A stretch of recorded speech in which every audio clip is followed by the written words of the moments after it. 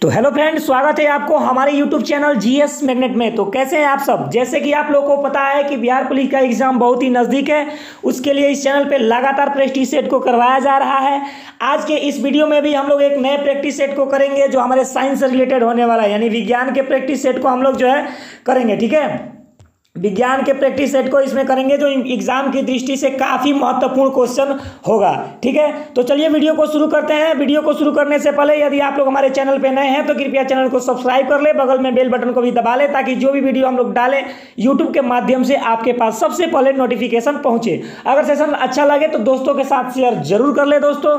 ठीक है, तो चलिए आज के इस सेशन को शुरुआत करते हैं हम लोग अपने पहले क्वेश्चन से। ठीक है, देखिए ये सारे के सारे क्वेश्चन जो है दोस्तों बहुत ही इंपॉर्टेंट है एग्जाम की दृष्टि से, अतः आप लोग ईमानदारी पूर्वक जुड़िए और अपने अपने स्कोर का अंदाजा लगाइए दोस्तों। ठीक है, चलिए शुरू करते हैं अपने पहले क्वेश्चन से। हमारा जो पहला क्वेश्चन है दोस्तों, एक नंबर क्वेश्चन पे आप लोग ध्यान देंगे, निम्न में से कौन सा कार्य का मात्रक है। कार्य का मात्रक बताना है दोस्तों, बहुत ही आसान सा सवाल है, साइंस फिजिक्स का क्वेश्चन है दोस्तों।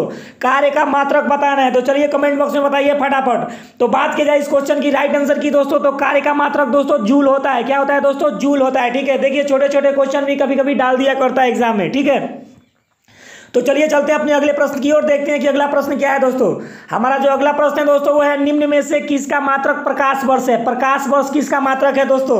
ठीक है, तो प्रकाश वर्ष दोस्तों अगर बात की जाए इस क्वेश्चन की राइट आंसर की दोस्तों, तो इसका राइट आंसर आप लोगों को पता होना चाहिए कि प्रकाश वर्ष जो होता है दोस्तों दूरी का मात्रक होता है। किसका दोस्तों? दूरी का मात्रक होता है, यानी कि ऑप्शन नंबर सी के साथ हमारा जो राइट आंसर चला जाएगा। ठीक है, चलिए चलते हैं अपने अगले प्रश्न की ओर, देखते हैं कि अगला प्रश्न क्या है दोस्तों। ठीक है, हमारा जो अगला प्रश्न है दोस्तों वो है, निम्न में से ल्यूमेन किसका मात्रक है। ल्यूमेन का मात्रक बताना है दोस्तों। ल्यूमेन जो है किसका मात्रक है दोस्तों, ये बताना है।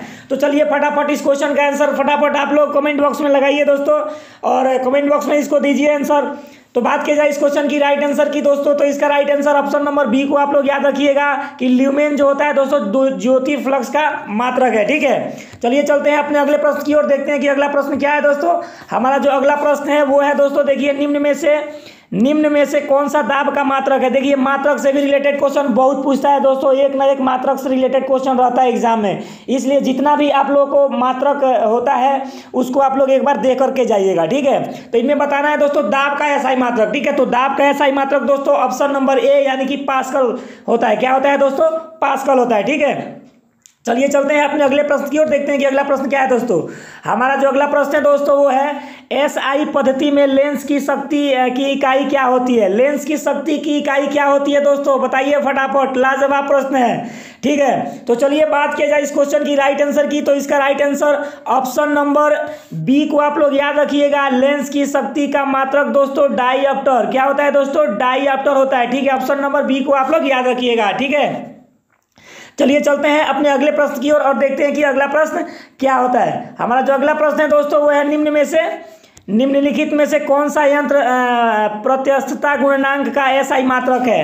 प्रत्यस्तता गुणांक का मात्रक एसआई मात्रक बताना है दोस्तों। चलिए फटाफट जिन लोगों को भी आंसर पता है दोस्तों कमेंट बॉक्स में करते जाइए। ठीक है, ये आप लोगों का एक प्रकार का टेस्ट ही हो रहा है दोस्तों, इसमें फटाफट आप लोग आंसर डालिए।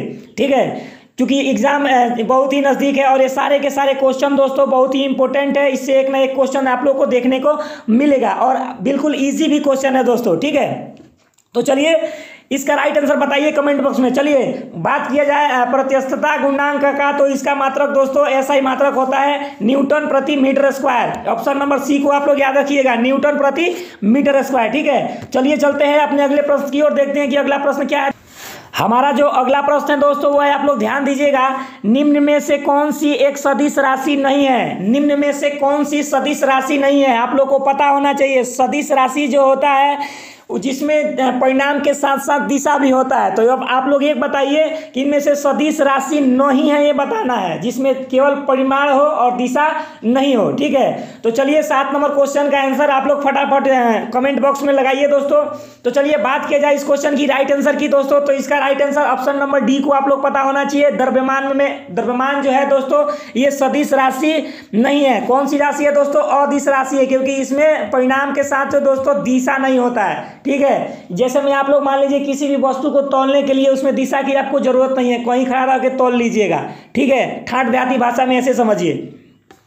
तो चलिए चलते हैं अपने अगले प्रश्न की और देखते हैं कि अगला प्रश्न जो है क्या है दोस्तों। वो है निम्नलिखित में से कौन सी राशि सदिश है। निम्नलिखित में से कौन सी राशि जो है सदिश राशि बताना है दोस्तों। इसमें सदिश राशि बताना है, इसमें से कौन है। चलिए 4 ऑप्शन है, इसके लिए आप लोग फटाफट कमेंट बॉक्स में लगाइए आंसर, ठीक है। तो चलिए आज यह बात किया जाए इस क्वेश्चन की राइट आंसर की दोस्तों। तो इसका राइट आंसर आप लोग को पता होना चाहिए ऑप्शन नंबर ए, यानी कि जो वेग होता है दोस्तों वो सदिश राशि है। वेग क्या है दोस्तों, सदिश राशि, यानी कि ऑप्शन नंबर ए के साथ इसका राइट आंसर जाएगा। ये द्रव्यमान भी अदिश राशि होता है, लंबाई भी अदिश राशि और समय भी क्या होता है दोस्तों, अदिश राशि। यानी वेग ही जो है इसके दिशा परिमाण के साथ साथ क्या होता है दोस्तों, इसमें दिशा होता है, ठीक है। तो चलिए चलते हैं अपने अगले प्रश्न की ओर, देखते हैं कि अगला प्रश्न क्या है। 9 नंबर प्रश्न को देखेंगे दोस्तों, लाजवाब प्रश्न है। पदार्थ के वेग और वेग के पदार्थ के संवेग और वेग के अनुपात से कौन सी भौतिक राशि प्राप्त किया जाता है। पदार्थ के वेग और पदार्थ के संवेग और वेग के अनुपात से कौन सी भौतिक राशि जो है प्राप्त किया जाए दोस्तों। तो आप लोग को पता होना चाहिए द्रव्यमान प्राप्त किया जाता है। कौन सी दोस्तों, द्रव्यमान, ठीक है। चलिए जिन लोगों को भी आंसर पता हो कमेंट बॉक्स में आप लोग आंसर मारते जाइए, ठीक है। चलिए चलते हैं अपने अगले प्रश्न की ओर, देखते हैं कि अगला प्रश्न क्या है दोस्तों। जल में तैरना न्यूटन की गति के किस नियम का कारण संभव है। जैसे आप लोग को पता होना चाहिए दोस्तों, जो न्यूटन है उसने गति का नियम दिया था और गति का उसने 3 नियम दिया था दोस्तों। कितना नियम दिया था, 3 नियम। तो जल में तैरना न्यूटन के गति के कौन से नियम का पालन करता है दोस्तों, ये आपको बताना है, ठीक है। तो चलिए अगर बात की जाए इस क्वेश्चन की राइट आंसर की दोस्तों, तो इसका राइट आंसर आप लोगों को पता होना चाहिए तृतीय नियम। तृतीय नियम क्या कहता है दोस्तों कि क्रिया के प्रति विपरीत फल। जिधर आप लोग काम कीजिएगा, मतलब जिधर आप लोग बल लगाइएगा उसके उल्टे दिशा में उसका फल होगा। जैसे हम लोग जब तैरते हैं तो अपने पैर को पीछे की ओर धक्का मारते हैं और हम लोग आगे की ओर बढ़ते हैं। कहाँ बढ़ते हैं दोस्तों, आगे की ओर। तो काम कहाँ कर रहे हैं, पीछे, और बल का दिशा, बल का परिमाण कहाँ हो रहा है दोस्तों, आगे हो रहा है, ठीक है। उसका प्रभाव क्या हो रहा है, आगे हो रहा है। तो न्यूटन के तीसरा नियम दोस्तों यही बताता है, यानी क्रिया के प्रति विपरीत फल, ठीक है। चलिए चलते हैं अपने अगले प्रश्न की ओर और देखते हैं कि अगला प्रश्न क्या है। हमारा जो अगला प्रश्न है दोस्तों वो है, देखिएगा, किसी पिंड के उस गुणधर्म को क्या कहते हैं जिससे वह सीधी रेखा में विराम या एक समान गति की स्थिति में किसी भी परिवर्तन का विरोध करता है। तो किसी भी परिवर्तन का विरोध वाली बात आ गई दोस्तों, तो आप लोग को पता होना चाहिए जड़त्व। क्या होना चाहिए दोस्तों, जड़त्व। और जड़त्व के कारण ही दोस्तों आप लोग पढ़े होंगे कि किसी बस में बैठे हुए सवारी अगर ड्राइवर अचानक ब्रेक मारता है तो सवारी आगे की ओर क्या हो जाता है दोस्तों, झुक जाता है। वो गति जड़त्व के कारण ही होता है। तो विरोध वाला काम कौन करता है दोस्तों, जड़त्व, ठीक है। तो चलिए चलते हैं अपने अगले प्रश्न की ओर। दोस्तों आप लोग को पता होना चाहिए जड़त्व क्या है दोस्तों। तो आप लोग को पता होना चाहिए जड़त्व वो गुण है जिससे किसी वस्तु का जो स्थिति है बना रहता है। जैसे अगर कोई वस्तु विराम है, यानी कि कहीं गति नहीं कर रही है तो वो विराम जड़त्व में है, ठीक है। और जैसे गति करेगी तो गति जड़त्व में आ जाएगी, ठीक है। यानी कि किसी भी वस्तु को उसकी स्थिति बनाए रखने में जो सहायता करता है उसको ही जड़त्व कहा जाता है, ठीक है। चलिए चलते हैं अपने अगले प्रश्न की ओर, देखते हैं कि अगला प्रश्न क्या है। हमारा जो अगला प्रश्न है दोस्तों वो है, न्यूटन के गति के प्रथम नियम को अन्य किस नाम से जाना जाता है, ठीक है दोस्तों। चलिए 2 नंबर ऑप्शन है, इस 2 ऑप्शन इसमें है, तो और 2 ऑप्शन दोस्तों इधर है, लेकिन आप लोगों को हिंट्स के लिए मैं बता दे रहा हूं कि ये जो है दोस्तों ये दोनों में से कोई ना कोई एक है, दोनों में से कोई ना कोई एक है, ठीक है। तो चलिए बात की जाए इस क्वेश्चन की राइट आंसर की दोस्तों, तो न्यूटन के गति के प्रथम नियम को जड़त्व का नियम भी कहा जाता है दोस्तों। कौन सा नियम दोस्तों, जड़त्व का नियम भी कहा जाता है, यानी कि ऑप्शन नंबर बी के साथ इसका राइट आंसर जाएगा। इस बात को आप लोग ध्यान रखिएगा। चलिए कमेंट बॉक्स में बताइए कि न्यूटन के गति के कौन से नियम को बल का नियम कहा जाता है, ठीक है। इसको कमेंट बॉक्स में आप लोग बताइए। चलिए चलते हैं अपने अगले प्रश्न की ओर, देखते हैं कि अगला प्रश्न क्या है दोस्तों, ठीक है। हमारा जो अगला प्रश्न है दोस्तों वो है, इसको ध्यान दीजिएगा, रॉकेट की कार्य प्रणाली किस सिद्धांत पर आधारित है। रॉकेट की जो कार्य प्रणाली है दोस्तों किस सिद्धांत पर आधारित है दोस्तों। एक प्रकार का ये टेस्ट ही हो रहा है आप लोग का। चलिए फटाफट बताइए इसका आंसर। रॉकेट की कार्य प्रणाली किस सिद्धांत पर आधारित है दोस्तों। तो इसके लिए 4 ऑप्शन आप लोगों को दिया गया है। चलिए कमेंट बॉक्स में बताइए इसका राइट आंसर। चलिए दोस्तों अगर बात की जाए इस क्वेश्चन की राइट आंसर की दोस्तों, तो इसका राइट आंसर आप लोगों को पता होना चाहिए संवेग संरक्षण के सिद्धांत दोस्तों। संवेग संरक्षण के सिद्धांत पर जो है दोस्तों रॉकेट की कार्य प्रणाली आधारित है, ठीक है। चलिए चलते हैं अपने अगले प्रश्न की ओर, देखते हैं कि अगला प्रश्न क्या है दोस्तों। हमारा जो अगला प्रश्न है वो है, देखिएगा, वायुमंडल में बादलों को तैरने का क्या कारण है। वायुमंडल में बादल क्यों तैरते हैं दोस्तों। चलिए फटाफट इसका आंसर दीजिए। इसके लिए 4 ऑप्शन है। ऑप्शन नंबर ए में ताप, बी में वेग, सी में दाब और डी में घनत्व है। चलिए इन चारों ऑप्शनों में से कौन सा राइट आंसर होगा दोस्तों, बताइए आप लोग, ठीक है। तो चलिए अगर बात किया जाए इस क्वेश्चन की राइट आंसर की दोस्तों, तो इसका right answer option number D यानी कि कम घनत्व के कारण दोस्तों। किसके कारण? कम घनत्व के कारण। आप लोग याद रखिए, घनत्व के कारण वायुमंडल में बादल तैरते हैं। ठीक है, बिल्कुल आसान आसान सा सवाल है दोस्तों। मैंने सोचा कि एक बार आप लोगों को ये रिवाइज करा दूं, ठीक है, टेस्ट के माध्यम से। ठीक है, चलिए चलते हैं अपने अगले प्रश्न की ओर, देखते हैं कि अगला प्रश्न क्या है दोस्तों। हमारा जो अगला प्रश्न है दोस्तों वो है प्रकाशीय वोल्टीय सेल के प्रयोग से सौर ऊर्जा का रूपांतरण करने में किसका उत्पादन होता है। प्रकाशीय वोल्टीय सेल के प्रयोग से सौर ऊर्जा का रूपांतरण करने में किसका उत्पादन होता है। किसका उत्पादन है दोस्तों, यानी कि जो सौर ऊर्जा को किस में बदलता है दोस्तों, प्रकाशीय वोल्टीय सेल। चलिए बताइए फटाफट इस क्वेश्चन का राइट आंसर, यानी कि ऑप्शन नंबर ए यानी कि प्रकाशीय ऊर्जा दोस्तों। कौन सी ऊर्जा दोस्तों? प्रकाशीय ऊर्जा। ठीक है, चलिए फटाफट चलते हैं अपने अगले प्रश्न की ओर और देखते हैं कि अगला प्रश्न क्या है। देखिए जितने लोग भी सेशन को देख रहे हैं, अगर सेशन अच्छा लग रहा हो दोस्तों तो अपने दोस्तों के साथ एक बार जरूर शेयर करें और एक लाइक जरूर ठोक दें दोस्तों,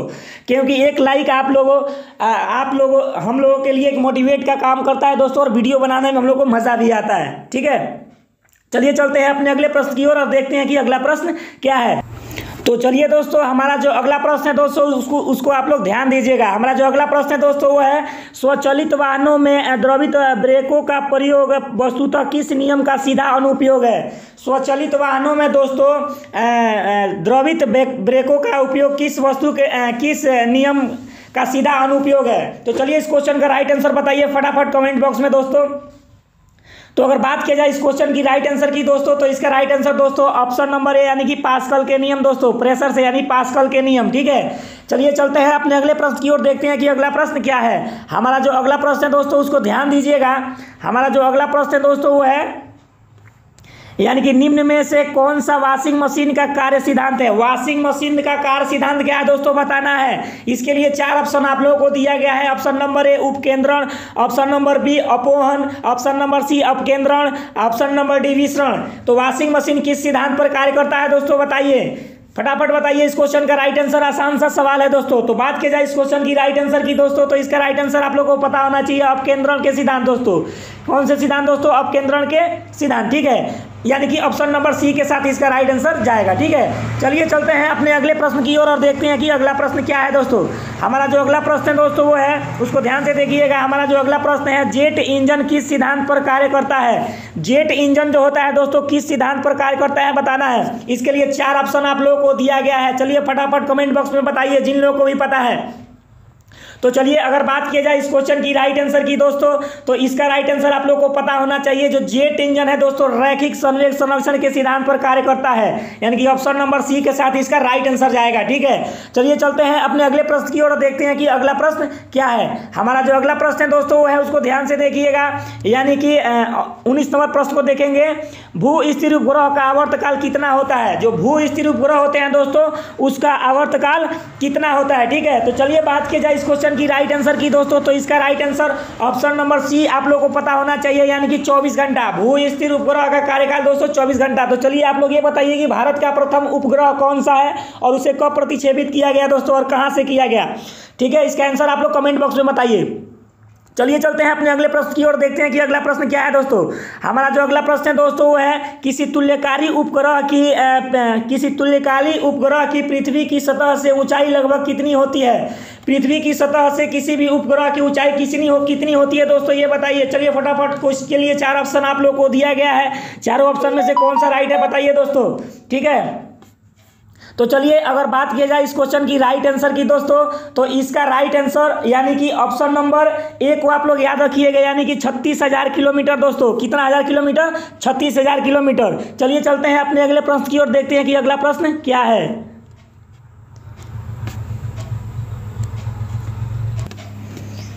तो चलिए चलते हैं अपने अगले प्रश्न की ओर और देखते हैं कि अगला प्रश्न क्या है दोस्तों। हमारा जो अगला प्रश्न है दोस्तों उस पर ध्यान दीजिएगा। हमारा जो अगला प्रश्न है दोस्तों वो है, यानी कि हुक का सिद्धांत किससे संबंधित है। हुक का सिद्धांत बताना है दोस्तों किससे संबंधित है। तो चलिए इस क्वेश्चन का आंसर फटाफट कमेंट बॉक्स में बताइए दोस्तों। इस क्वेश्चन का आंसर फटाफट कमेंट बॉक्स में बताइए। 21 नंबर क्वेश्चन का जवाब क्या होगा, हुक का नियम किससे संबंधित है। तो चलिए बात की जाए इस क्वेश्चन की राइट आंसर की दोस्तों, तो इसका राइट आंसर आप लोग को पता होना चाहिए प्रत्यस्तता से। किससे दोस्तों? प्रत्यस्तता से। ठीक है, चलिए चलते हैं अपने अगले प्रश्न की ओर, देखते हैं कि अगला प्रश्न क्या है। हमारा जो अगला प्रश्न है दोस्तों वो है यानी कि वर्षा की बूंद का आकार किसके कारण गोलाकार होता है? वर्षा के बूंद का आकार जो होता है दोस्तों किसके कारण क्या होता है दोस्तों? गोलाकार होता है। तो चलिए बात किया जाए इस क्वेश्चन की राइट आंसर की, यानी कि 22 नंबर क्वेश्चन की राइट आंसर की बात किया जाए दोस्तों, तो इसका right answer option number B आप लोग को पता होना चाहिए, पृष्ठ तनाव। और एक दोस्तों आप लोग को और भी बात बता दे रहा हूँ कि जो वो लंबा लंबा, जिसको पता नहीं आप लोग के क्षेत्रों में क्या कहा जाता है, लंबा लंबा जो पत्ता होता है, बहुत चौड़ा चौड़ा पत्ता होता है, जिसको हमारे यहाँ तो उसको अरवी बोलते हैं। तो उसके पत्ते पे जो बारिश की बूंदें पड़ती है दोस्तों, हम लोग बचपन में जो थे दोस्तों उसमें पानी रख के खूब खेला करते थे, क्योंकि वहाँ गोल गोल पानी आप लोग डाल के देखिएगा हो जाता है, तो उसका भी कारण पृष्ठ तनाव ही होता है। ठीक है, चलिए चलते हैं अपने अगले प्रश्न की ओर और देखते हैं कि अगला प्रश्न क्या है। ठीक है, हमारा जो अगला प्रश्न है दोस्तों वो है, ध्यान दीजिएगा, लैंप की बत्ती में तेल किसके कारण ऊपर चढ़ता है?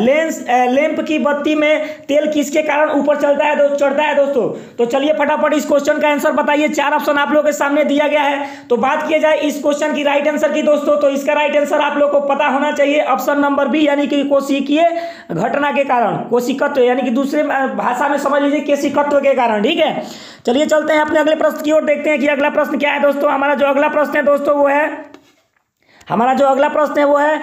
गुरुत्वाकर्षण के सार्वभौमिक नियम का प्रतिपादन किसने किया? गुरुत्वाकर्षण के सार्वभौमिक नियम, बहुत ही इजी सा प्रश्न है दोस्तों।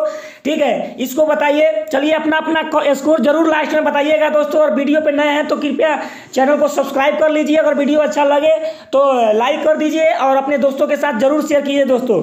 तो बात की जाए इस क्वेश्चन की राइट आंसर की दोस्तों, तो इसका राइट आंसर आप लोगों को पता होना चाहिए, न्यूटन। किसने किया था दोस्तों? गुरुत्वाकर्षण का नियम न्यूटन ने दिया था, बचपन से हम लोग पढ़ते ही आए हैं। ठीक है, चलिए चलते हैं अपने अगले प्रश्न की ओर, देखते हैं कि अगला प्रश्न क्या है। हमारा जो अगला प्रश्न है दोस्तों वो है, निम्नलिखित में से कौन सी ऊर्जा घड़ी की स्प्रिंग में भंडारित होती है? घड़ी की स्प्रिंग में कौन सी ऊर्जा भंडारित होती है दोस्तों? इसके लिए 4 ऑप्शन आप लोगों को दिया गया है, आप लोग बताइए। तो बात किया जाए इस क्वेश्चन की राइट आंसर की दोस्तों, तो इसका right answer option number B आप लोग याद रखिएगा, स्थितिज ऊर्जा। कौन सी दोस्तों? स्थितिज ऊर्जा। ठीक है, चलिए चलते हैं अपने अगले प्रश्न की ओर और देखते हैं कि अगला प्रश्न क्या है। तो चलिए देखते हैं हमारा अगला प्रश्न। हमारा जो अगला प्रश्न है दोस्तों वो है, एक अश्व शक्ति कितने वाट के बराबर होती है? एक अश्व शक्ति बराबर कितना वाट होता है दोस्तों, ये बताना है। अगर बात किया जाए इस क्वेश्चन की राइट आंसर की दोस्तों, तो इसका right answer option number C को आप लोगों को पता होना चाहिए, 746 वाट। चलिए बहुत ही इजी क्वेश्चन है, इसको एक बार आप लोग रिवाइज के तौर पर इसको एक बार देख लीजिए। ठीक है, जिन लोगों को भी आंसर पता हो रहा है दोस्तों, अपना अपना आंसर कमेंट बॉक्स में जरूर डालते रहिए। ठीक है, चलिए चलते हैं अपने अगले प्रश्न की ओर, देखते हैं कि अगला प्रश्न क्या है दोस्तों। हमारा जो अगला प्रश्न है दोस्तों वो है, निम्नलिखित में से किस द्रव का घनत्व सबसे कम है? किस द्रव का घनत्व जो होता है दोस्तों सबसे कम होता है? तो चलिए बात की जाए इस क्वेश्चन की राइट आंसर की दोस्तों, तो इसका राइट आंसर आप लोग को पता होना चाहिए, ऑप्शन नंबर सी, यानी कि पेट्रोल के घनत्व जो दोस्तों सबसे कम होता है। ठीक है, चलिए चलते हैं अपने अगले प्रश्न की ओर, देखते हैं कि अगला प्रश्न क्या है। हमारा जो अगला प्रश्न है दोस्तों वो है, निम्नलिखित में से कौन सा बल क्षयकारी बल है? क्षयकारी बल कौन सा है दोस्तों? ठीक है, तो चलिए फटाफट इस क्वेश्चन का आंसर आप लोग कमेंट बॉक्स में बताइए दोस्तों। तो देखिए इस क्वेश्चन की अगर राइट आंसर की बात की जाए दोस्तों, तो इसका right answer option number B, यानी कि अघर्षण बल आप लोग को पता होना चाहिए। कौन सा बल? घर्षण बल, यानी कि घर्षण बल को क्षयकारी बल भी कहा जाता है। ठीक है, चलिए चलते हैं अपने अगले प्रश्न की ओर, देखते हैं कि अगला प्रश्न क्या है दोस्तों। चलिए हमारा जो अगला प्रश्न है दोस्तों वो है, निम्नलिखित में से कौन सा आभासी बल है? आभासी बल बताना है दोस्तों। चलिए जिन लोगों को पता है ऑप्शन दिया गया है उसमें से बताइए कौन सा इस क्वेश्चन का राइट आंसर होगा, आप लोग फटाफट बताते चलिए दोस्तों। तो अगर बात की जाए इस क्वेश्चन की राइट आंसर की दोस्तों, तो इसका राइट आंसर आप लोग को पता होना चाहिए, ऑप्शन नंबर डी, यानी कि अपकेंद्री बल। कौन सा दोस्तों? अपकेंद्री बल, आभासी बल है। ठीक है, चलिए चलते हैं अपने अगले प्रश्न की ओर, देखते हैं कि अगला प्रश्न क्या है। हमारा जो अगला प्रश्न है दोस्तों वो है, बार्नौली परिमेय किस सिद्धांत पर आधारित है दोस्तों? बार्नौली परिमेय बताना है किस सिद्धांत पर आधारित है, तो बार्नौली परिमेय का सिद्धांत बताइए दोस्तों। इसके लिए 4 ऑप्शन आप लोगों को दिया गया है। चलिए जिन लोगों को भी आंसर पता है कमेंट बॉक्स में बताते चलिए। तो बात की जाए इस क्वेश्चन की राइट आंसर की दोस्तों, तो बार्नौली का परिमेय जो है दोस्तों ऊर्जा संरक्षण के नियम से आधारित होता है दोस्तों, यानी ऑप्शन नंबर बी इसका राइट आंसर होगा। ठीक है, चलिए चलते हैं अगले प्रश्न की ओर, देखते हैं कि अगला प्रश्न क्या है। हमारा जो अगला प्रश्न है दोस्तों वो है, निम्न में से कौन सी ऊष्मा की इकाई है? ऊष्मा की इकाई बताना है दोस्तों। इसके लिए 4 ऑप्शन आप लोगों को दिया गया है दोस्तों। चलिए फटाफट बताते रहिए। चलिए बिल्कुल आसान सा सवाल, लाजवाब प्रश्न है दोस्तों। तो चलिए अगर बात की जाए इस क्वेश्चन की राइट आंसर की दोस्तों, तो इसका राइट आंसर ऑप्शन नंबर ए आप लोगों को पता होना चाहिए, यानी कि जूल। क्या होना चाहिए दोस्तों? ऊष्मा की इकाई क्या होती है दोस्तों? जूल होती है। आसान सा सवाल है। चलिए चलते हैं अपने अगले प्रश्न की ओर, देखते हैं कि अगला प्रश्न क्या है। हमारा जो अगला प्रश्न है दोस्तों वो है, निम्न में से कौन सा ऊष्मा का मात्रक नहीं है? ऊष्मा का मात्रक नहीं है बताना है दोस्तों। इसके लिए 4 ऑप्शन आप लोगों को दिया गया है, तो चलिए बताइए इसका आंसर बताइए फटाफट। 32 नंबर क्वेश्चन का राइट आंसर। तो बात की जाए इस क्वेश्चन की राइट आंसर की दोस्तों, तो इसका right answer option number D, यानी कि डिग्री सेल्सियस ऊष्मा का मात्रक नहीं है। डिग्री सेल्सियस जो है ऊष्मा का मात्रक नहीं है। बाकी कैलोरी, किलो कैलोरी, जूल जो है ऊष्मा का मात्रक है दोस्तों। चलिए चलते हैं अपने अगले प्रश्न की ओर, देखते हैं कि अगला प्रश्न क्या है। हमारा जो अगला प्रश्न है दोस्तों वो है, निम्न में से कौन सा ताप का एसआई मात्रक है? ताप का एसआई मात्रक कौन है दोस्तों? ताप का एसआई मात्रक बताना है। तो चलिए बात की जाए इस क्वेश्चन की राइट आंसर की दोस्तों, तो इसका राइट आंसर आप लोगों को पता होना चाहिए ऑप्शन नंबर डी, यानी कि फ़ारेनहाइट जो होता है ताप का एसआई मात्रक होता है। फ़ारेनहाइट दोस्तों इसे ऐसे निरूपित करते हैं दोस्तों, इस बात को भी आप लोग ध्यान रखिएगा।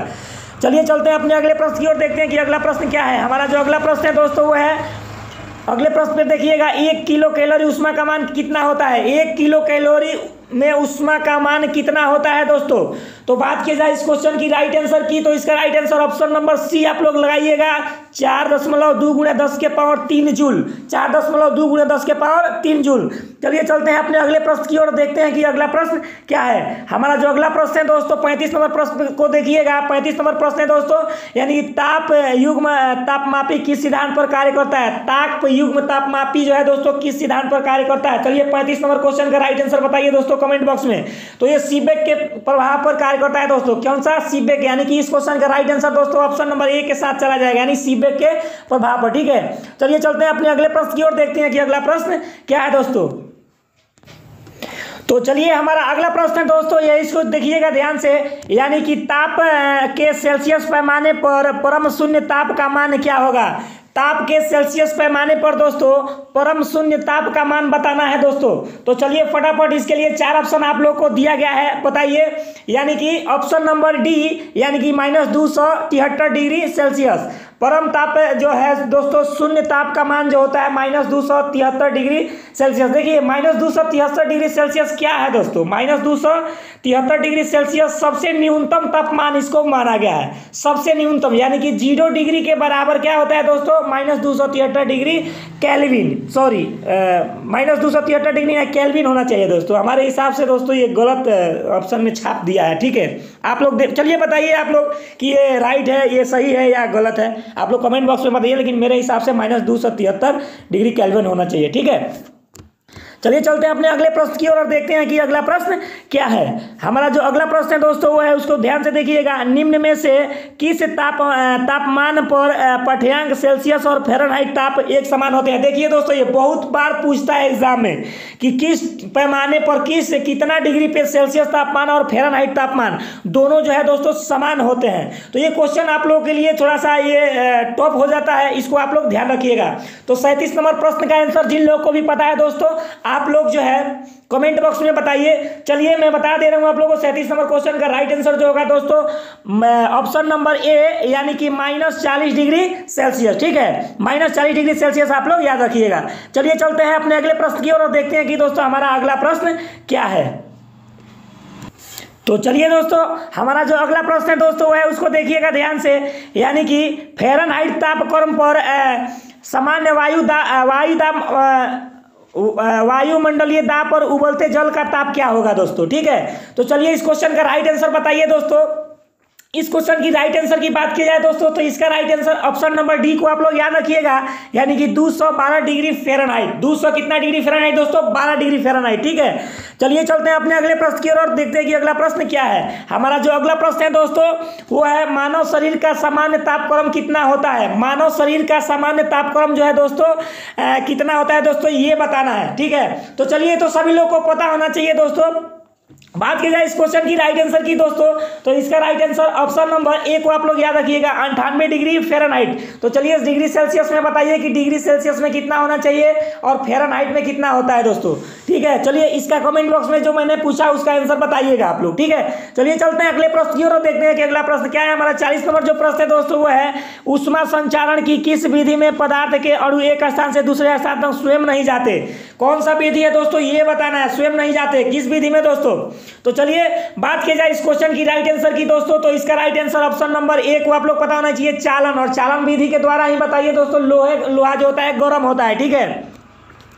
चलिए चलते हैं अपने अगले प्रश्न की ओर, देखते हैं कि अगला प्रश्न क्या है। हमारा जो अगला प्रश्न है दोस्तों उसको गौर से देखिएगा। द्रव और गैसों में ऊष्मा का स्थानांतरण किस विधि द्वारा होता है? बहुत ही लाजवाब प्रश्न है दोस्तों, इस टाइप का क्वेश्चन पूछता रहता है दोस्तों। द्रव तथा गैसों में ऊष्मा का स्थानांतरण किस विधि के द्वारा होता है? यानी कि द्रव और गैस में ऊष्मा एक स्थान से दूसरे जगह पे कैसे जाती है दोस्तों, ये बताना है।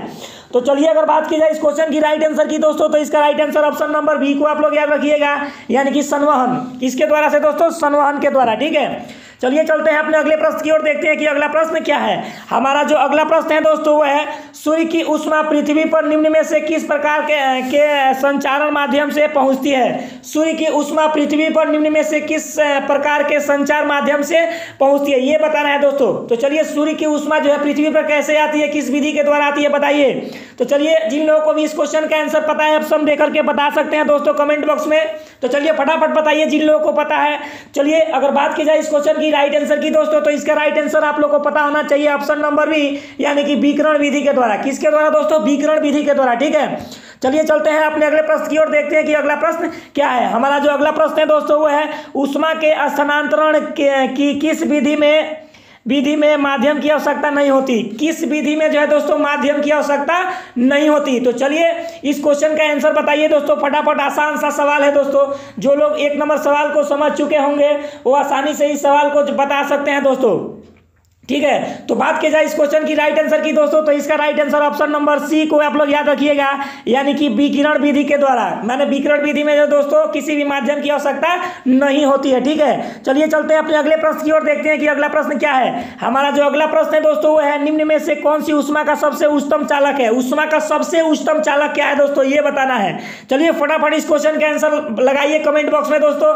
बात की जाए इस क्वेश्चन की राइट आंसर की दोस्तों, तो इसका right answer option number B को आप लोग याद रखिएगा, यानी कि पारा। और पारा को भी डॉक्टरी थर्मामीटर में इस्तेमाल किया जाता है दोस्तों, इस बात को भी आप लोग ध्यान रखिएगा, ठीक है। चलिए चलते हैं अपने अगले प्रश्न की ओर, देखते हैं कि हमारा जो अगला प्रश्न क्या है। तो चलिए हमारा जो अगला प्रश्न है दोस्तों वो है, निम्न में से किसके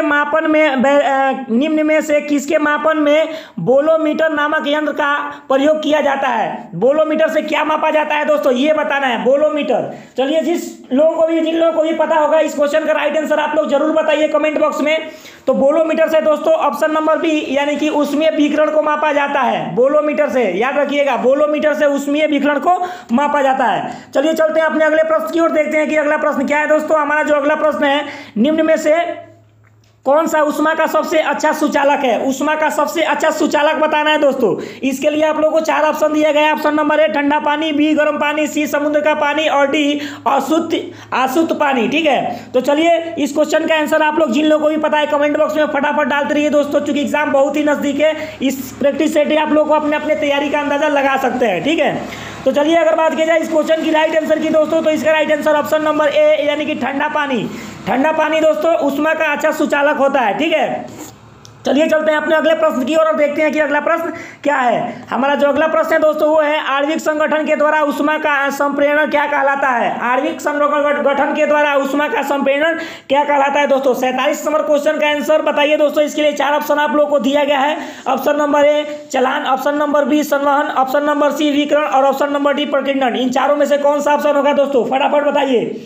चलिए अगर बात की जाए इस क्वेश्चन की राइट आंसर की दोस्तों, तो इसका right answer option number B, यानी कि संवहन। संवहन यानी कि ऑप्शन नंबर बी को आप लोग याद रखिएगा, ठीक है। ऊष्मा के संप्रेषण का क्या कहते हैं दोस्तों? संवहन कहा जाता है, ठीक है। चलिए चलते हैं अगले प्रश्न की ओर, देखते हैं कि अगला प्रश्न क्या है। हमारा जो अगला प्रश्न है दोस्तों वो है, सूर्य विकिरण का कौन सा भाग सोलर कुकर को गर्म करता है? सूर्य विकिरण का कौन सा भाग दोस्तों सोलर कुकर को गर्म करता है? चलिए इसके लिए 4 ऑप्शन आप लोग को दिया गया है, बताइए फटाफट जिन लोगों को भी पता है आंसर। और हाँ दोस्तों, अगर वीडियो आप लोगों को अच्छा लगे तो एक बार चैनल को लाइक शेयर सब्सक्राइब जरूर कर लीजिएगा, क्योंकि एक लाइक हम लोगों को मोटिवेट का काम करता है। और अपने दोस्तों के साथ जरूर शेयर कीजिए। चलिए इस क्वेश्चन का आंसर बताइए आप लोग फटाफट। 48 नंबर क्वेश्चन का आंसर का बात किया जाए दोस्तों, तो इसका आंसर ऑप्शन नंबर बी, यानी कि अवरक्त किरण। यानी कि सोलर कुकर जो होता है दोस्तों, अवरक्त किरण जो है उसे क्या करती है? गर्म करती है, ठीक है। तो चलिए चलते हैं अपने अगले प्रश्न की ओर, देखते हैं कि अगला प्रश्न क्या। तो चलिए हमारा जो अगला प्रश्न है दोस्तों उसको ध्यान से देखिएगा। 49 नंबर प्रश्न को आप लोग पढ़िए। अच्छे उत्सर्जक अच्छे अवशोषक होते हैं, यह नियम किसका है दोस्तों? अच्छे उत्सर्जक अच्छे अवशोषक होते हैं, यह नियम किसका है दोस्तों? तो बात की जाए इस क्वेश्चन की राइट आंसर की, तो इसका राइट आंसर ऑप्शन नंबर ए आप लोग याद रखिएगा, किरचॉफ का नियम है दोस्तों। किरचॉफ ने कहा था कि अच्छे उत्सर्जक अच्छे अवशोषक होते हैं। ठीक है, चलिए चलते हैं अगले प्रश्न की ओर, देखते हैं कि अगला प्रश्न क्या है। हमारा जो अगला प्रश्न है दोस्तों उसको पढ़िएगा। किसी वस्तु के ठंडे होने की दर वस्तु तथा उसके चरों के माध्यम में तापांतर के अनुपाती होती है। यह कौन सा नियम है? यह कौन सा नियम है दोस्तों, ये बताना है। किसका नियम है ये बताना है। ठीक है, तो बात की जाए इस क्वेश्चन की राइट आंसर की दोस्तों, तो इसका राइट आंसर ऑप्शन नंबर ए को आप लोग याद रखिएगा, यानी कि न्यूटन।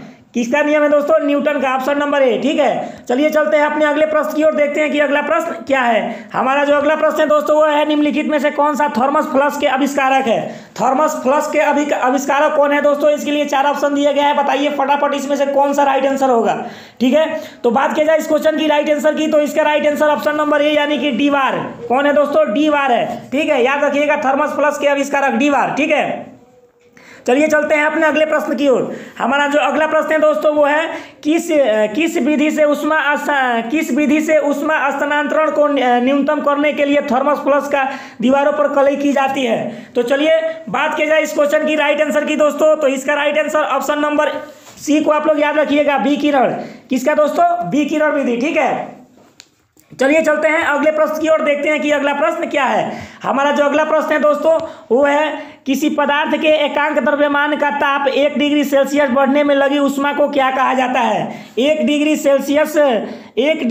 सेल्सियस बढ़ने में लगी ऊष्मा को क्या कहा जाता है? तो अगर बात किया जाए इस क्वेश्चन की राइट आंसर की दोस्तों, चलिए फटाफट इस क्वेश्चन का राइट आंसर बताइए। और 2 ऑप्शन दोस्तों इसमें दूसरे पेज में है, उसको लेकर के चलते हैं, लेकिन उसमें से नहीं है, आप लोग हिंट्स के लिए बता दे रहे हैं। इन दोनों में से ही आपको चूज कर लीजिए, इन दोनों में से कौन सा है दोस्तों। तो इन दोनों में से अगर बात किया जाए इस क्वेश्चन की राइट आंसर की, तो इसका राइट आंसर ऑप्शन नंबर ए को आप लोग याद रखिएगा, यानी कि विशिष्ट ऊष्मा। क्या कहते हैं दोस्तों? विशिष्ट ऊष्मा कहा जाता है। ठीक है, चलिए चलते हैं अपने अगले प्रश्न की ओर और देखते हैं कि दोस्तों अगला प्रश्न क्या है। हमारा जो अगला प्रश्न है दोस्तों वो है, निम्न में से पढ़िएगा दोस्तों, निम्न में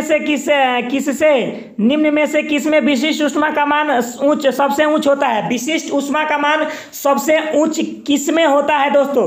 ठीक है, तो बात की जाए इस क्वेश्चन की राइट आंसर की दोस्तों, तो इसका right answer option number D आप लोग पता होना चाहिए, जल में। यही कारण है कि दोस्तों जनरेटरों में आप लोगों ने देखा होगा कि जब जनरेटर गर्म होने वाला रहता है तो उसमें जनरेटर का मालिक जो होता है दोस्तों उसमें पानी डालता है, उसमें केरोसिन तेल वगैरह कुछ नहीं डालता। क्या डालता है दोस्तों? पानी डालता है। ठीक है, इसी वजह से।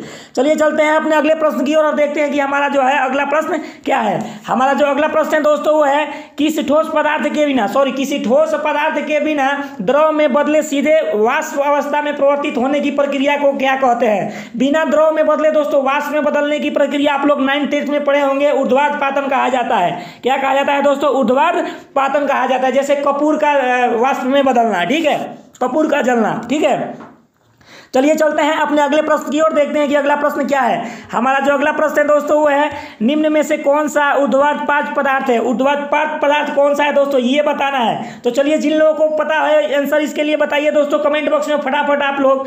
चलिए बात की जाए इस क्वेश्चन की राइट आंसर की दोस्तों, तो इसका राइट आंसर यानी कि कपूर भी है, नेफ्थलीन भी है, अमोनियम क्लोराइड भी है दोस्तों। तो इसका राइट आंसर जो है दोस्तों ऑप्शन नंबर डी के साथ जाएगा, यानी कि इनमें से सभी। इस बात को आप लोग ध्यान रखिएगा। चलिए चलते हैं अगले प्रश्न की ओर, देखते हैं कि अगला प्रश्न क्या है दोस्तों। हमारा जो अगला प्रश्न है दोस्तों वो है, जल का त्रिगुणात्मक बिंदु कौन सा होता है? जल का त्रिगुणात्मक बिंदु बताना है दोस्तों कि कौन सा होता है। चलिए लाजवाब प्रश्न है, बताइए इस क्वेश्चन का राइट आंसर। ठीक है, इस क्वेश्चन की राइट आंसर की बात की जाए दोस्तों, तो इसका right answer option number C आप लोगों को पता होना चाहिए, 273.10 केल्विन। 273.10 केल्विन। ठीक है, चलिए चलते हैं अगले प्रश्न की ओर, देखते हैं कि अगला प्रश्न क्या है। हमारा जो अगला प्रश्न है दोस्तों वो है, बर्फ के गलन की गुप्त ऊष्मा का मान क्या होता है? बर्फ के गलन की गुप्त ऊष्मा का मान क्या होता है दोस्तों, ये बताना है। चलिए 58 नंबर प्रश्न का राइट आंसर की बात किया जाए दोस्तों, तो इसका right answer option number C यानी कि 80 कैलोरी प्रति ग्राम। 80 80 कैलोरी प्राप्त। बर्फ का गुप्त ऊष्मा होता है दोस्तों, गुप्त ऊष्मा कितना होता है बर्फ का? 80 कैलोरी ग्राम। ठीक है, चलिए चलते हैं अगले प्रश्न की ओर, देखते हैं कि अगला प्रश्न क्या है। हमारा जो अगला प्रश्न है दोस्तों वो है ऊष्मागतिकी के प्रथम नियम से किसका संरक्षण होता है? ऊष्मागतिकी के प्रथम नियम से किसका संरक्षण होता है दोस्तों, ये बताना है। तो बात की जाए इस क्वेश्चन की राइट आंसर की दोस्तों, तो इसका राइट आंसर ऑप्शन नंबर यानी कि बी याद रखिएगा, यानी कि ऊर्जा का। किसका दोस्तों? ऊर्जा का। ठीक है, जिन लोगों को भी आंसर पता है दोस्तों, और जिन लोगों को भी कोई क्वेश्चन अगर बाय द वे मिस्टेक कोई गलत ऑप्शन बता दिया गया दोस्तों, तो अपना अपना विचार सुझाव जरूर दीजिएगा कमेंट बॉक्स में। ठीक है, चलिए चलते हैं अगले प्रश्न की ओर और देखते हैं कि अगला प्रश्न क्या है। तो चलिए चलते हैं अपने अगले प्रश्न की ओर, देखते हैं कि अगला प्रश्न क्या है। हमारा जो अगला प्रश्न है दोस्तों 60 नंबर प्रश्न को देखेंगे। ऊष्मागतिकी के किस नियम से आंतरिक ऊर्जा की संकल्पना प्राप्त होती है? ऊष्मागतिकी के किस नियम से आंतरिक ऊर्जा की संकल्पना प्राप्त होती है? तो अगर बात की जाए इस क्वेश्चन की राइट आंसर की दोस्तों, तो इसका right answer option number B आप लोग याद रखिएगा, प्रथम नियम से। किस नियम से दोस्तों? प्रथम नियम से। ठीक है, चलिए चलते हैं अपने अगले प्रश्न की ओर, देखते हैं कि अगला प्रश्न क्या है। 61 नंबर प्रश्न है दोस्तों, ऊष्मागतिकी का प्रथम नियम किस अवधारणा की पुष्टि करता है? ऊष्मागतिकी की प्रथम नियम जो है दोस्तों किस अवधारणा की पुष्टि करता है? तो बात की जाए इस क्वेश्चन की राइट आंसर की, तो इसका राइट आंसर आप लोग को पता होना चाहिए, ऊर्जा संरक्षण की पुष्टि करता है दोस्तों।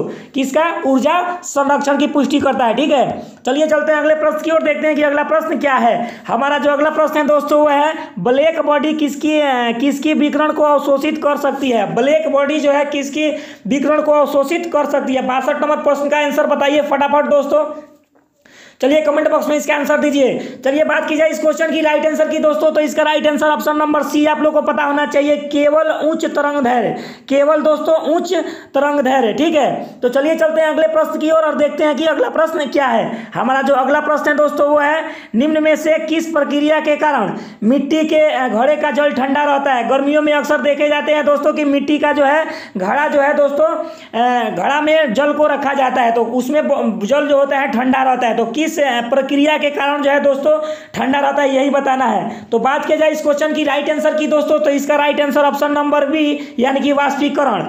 वाष्पीकरण के कारण जो होता है दोस्तों मिट्टी का जो घड़ा होता है उसमें जल जो होता है ठंडा होता है। चलिए आप लोग एक बात बताइए, वाष्पीकरण और क्वथनांक में क्या अंतर है? वाष्पीकरण और क्वथनांक में क्या अंतर है दोस्तों, कमेंट बॉक्स में आप लोग जरूर बताइए। चलिए चलते हैं अपने अगले प्रश्न की ओर, देखते हैं कि अगला प्रश्न क्या है। हमारा जो अगला प्रश्न है दोस्तों उसको देखिएगा ध्यान से। ध्वनि तरंगे किस प्रकार की तरंगे होती है? ध्वनि तरंगे किस प्रकार की तरंगे होती है दोस्तों, ये बताना है। चलिए इसके लिए 4 ऑप्शन आप लोगों को दिया गया, फटाफट इस क्वेश्चन का आंसर बताइए। ध्वनि तरंगे किस प्रकार की तरंगे होती है? चलिए बात की जाए इस क्वेश्चन की राइट आंसर की, तो इसका right answer option number B को आप लोग याद रखिएगा, ध्वनि तरंगे अनुदैर्घ्य तरंग होती है। कैसी होती है दोस्तों? अनुदैर्घ्य तरंगे होती है। ठीक है, चलिए चलते हैं अपने अगले प्रश्न की ओर, देखते हैं कि अगला प्रश्न क्या होता है। हमारा जो अगला प्रश्न है दोस्तों वो है अश्रव्य ध्वनि तरंगे की आवृत्ति कितनी होती है? अश्रव्य ध्वनि तरंगे की आवृत्ति बताना है दोस्तों, आसान सा सवाल है। चलिए फटाफट इस क्वेश्चन का राइट आंसर दीजिए। इस क्वेश्चन का राइट आंसर की बात की जाए दोस्तों, तो इसका राइट आंसर ऑप्शन नंबर ए आप लोगों को पता होना चाहिए, 20 हर्ट्ज से कम। कितना दोस्तों? 20 हर्ट्ज से कम। ठीक है, चलिए चलते हैं अगले प्रश्न की ओर, देखते हैं कि अगला प्रश्न क्या है। हमारा जो अगला प्रश्न है दोस्तों वह निम्न में से किसने सीटी के द्वारा पराश्रव्य तरंगों को उत्पन्न किया था? सीटी मार के दोस्तों पराश्रव्य तरंगे किसने उत्पन्न किया था? चलिए फटाफट उस वैज्ञानिक का नाम बताइए दोस्तों। इसके लिए 4 ऑप्शन आप लोगों को दिया गया है। अगर बात की जाए इस क्वेश्चन की राइट आंसर की दोस्तों, तो इसका right answer option number B यानी कि गाल्टन। कौन सा दोस्तों? गाल्टन ने सीटी मार करके पराश्रव्य तरंगों को उत्पन्न कर दिया था। चलिए चलते हैं अगले प्रश्न की ओर, देखते हैं कि अगला प्रश्न क्या है। हमारा जो अगला प्रश्न है दोस्तों वो है निम्न में से ध्वनि का तरत्व किस पर निर्भर करता है? ध्वनि का जो तरत्व होता है दोस्तों किस पर निर्भर करता है? चलिए फटाफट इसके लिए 4 ऑप्शन आप लोगों के सामने है, इसका आंसर फटाफट बताइए। तो बात की जाए इस क्वेश्चन की राइट आंसर की दोस्तों, तो इसका राइट आंसर आप लोग को पता होना चाहिए, ऑप्शन नंबर ए यानी कि आवृत्ति पर दोस्तों। किस पर निर्भर करता है दोस्तों? आवृत्ति पर। ठीक है, चलिए चलते हैं अगले प्रश्न की ओर, देखते हैं कि अगला प्रश्न क्या है। हमारा जो अगला प्रश्न है दोस्तों वो है शिकार परभाषियों या बाधाओं का पता लगाने के लिए चमगादड़ अथवा डॉल्फिन किस परिघटना का प्रयोग करते हैं? ठीक है, चलिए इस क्वेश्चन का राइट आंसर आप लोग बताइए दोस्तों, इसका राइट आंसर बताइए फटाफट कमेंट बॉक्स में, जिन लोगों को भी पता है। तो बात की जाए इस क्वेश्चन की राइट आंसर की दोस्तों, तो इसका right answer option number D को आप लोग याद रखिएगा, यानी कि प्रतिध्वनि का निर्धारण। प्रतिध्वनि का निर्धारण। ठीक है, चलिए चलते हैं अगले प्रश्न की ओर, देखते हैं कि अगला प्रश्न क्या है। हमारा जो अगला प्रश्न है दोस्तों वो है विमानों के आंतरिक भागों की सफाई में किसका उपयोग किया जाता है? विमानों की आंतरिक भागों की सफाई में किसका उपयोग किया जाता है? ठीक है, तो बात की जाए इस क्वेश्चन की राइट आंसर की, तो इसका right answer option number number A आप लोगों को पता होना चाहिए, प्रस्रव्य तरंग। किसके, कौन सा दोस्तों, प्रस्रव्य तरंग। ठीक है, चलिए चलते हैं अपने अगले प्रश्न की ओर, देखते हैं कि हमारा अगला प्रश्न क्या है। हमारा जो अगला प्रश्न है दोस्तों वो है, यानी कि मनुष्य को ध्वनि कंपन की अनुभूति किस आवृत्ति सीमा में होती है। मनुष्य को ध्वनि कंपन की अनुभूति किस आवृत्ति सीमा में होती है दोस्तों। तो बात की जाए इस क्वेश्चन की राइट आंसर की, तो इसका right answer option number D, यानी कि 20 से 20,000 हर्ट्ज। आप लोग याद रखिएगा। ठीक है, चलिए चलते हैं अगले प्रश्न की ओर। और आज का सबसे लास्ट प्रश्न दोस्तों ये है, वायु में ध्वनि का वेग लगभग कितना मान होता है, यानी वायु में ध्वनि का वेग कितना होता है दोस्तों, ये बताना है। ठीक है, तो चलिए बात की जाए इस क्वेश्चन का राइट आंसर की दोस्तों, तो इसका राइट आंसर ऑप्शन नंबर ए आप लोगों को पता होना चाहिए, 330 मीटर प्रति सेकंड। चलिए आज के सेशन में बस इतना ही, अगले सेशन में हम लोग इसके बाद वाले क्वेश्चन को करेंगे। यदि आप लोग को ये वीडियो अच्छा लगा हो तो वीडियो को लाइक कर दें, वीडियो को शेयर कर दें अपने दोस्तों के साथ। चैनल पे नए हैं तो चैनल को सब्सक्राइब कर लें और बगल में बेल बटन को भी दबा लें, ताकि जो भी वीडियो डाला जाए यूट्यूब के माध्यम से आप लोगों के पास नोटिफिकेशन पहुंच जाए। और इस चैनल पे दोस्तों इसी तरह का धुआंधार प्रैक्टिस सेट आप लोगों को करवाया जाएगा एग्जाम की दृष्टि से, जो काफ़ी ज़्यादा महत्वपूर्ण होगा। तो चलिए मिलते हैं एक अगले सेशन में, तब तक के लिए जय हिंद जय भारत। और हाँ दोस्तों, by the way by mistake अगर इस सेशन में किसी भी क्वेश्चन का आंसर गलत टिक लग गया हो तो उसके लिए आप लोग अपना विचार कमेंट बॉक्स में जरूर बताइएगा। ठीक है, चलिए जय हिंद जय भारत, मिलते हैं एक अगले वीडियो के साथ।